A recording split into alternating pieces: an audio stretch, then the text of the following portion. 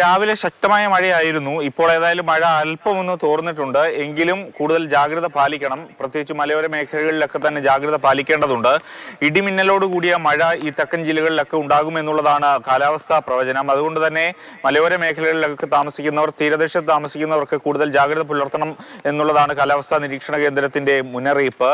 ഒപ്പം കടലാക്രമണ ഭീഷണി ഉള്ളതിനാൽ കടലിന്റെ ഓരത്ത് താമസിക്കുന്നവർ, മീൻ പിടിക്കാൻ പോകുന്നവരൊക്കെ പ്രത്യേക ജാഗ്രത പുലർത്തേണ്ടതുണ്ട്. മരങ്ങളോ ഒടിഞ്ഞു വീണുള്ള അപകടങ്ങളൊക്കെ ഉണ്ടാകാൻ മലയോര മേഖലകളിൽ സാധ്യതയുണ്ട്. അതുകൊണ്ട് അത്തരത്തിലുള്ള ജാഗ്രതയും പുലർത്തണം.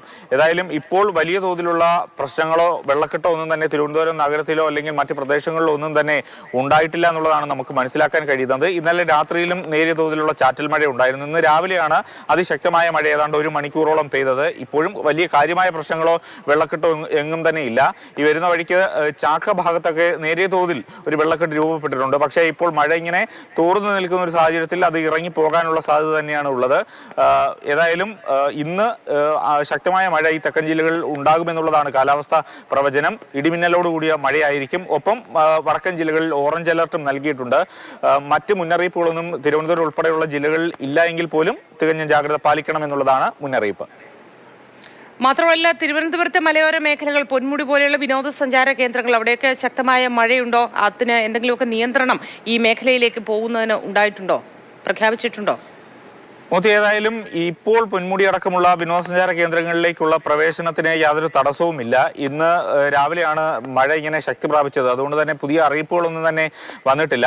കഴിഞ്ഞ ദിവസങ്ങളിലൊക്കെ തന്നെ അവിടുത്തെ പ്രവേശനത്തിന് അനുമതി ഉണ്ടായിരുന്നു.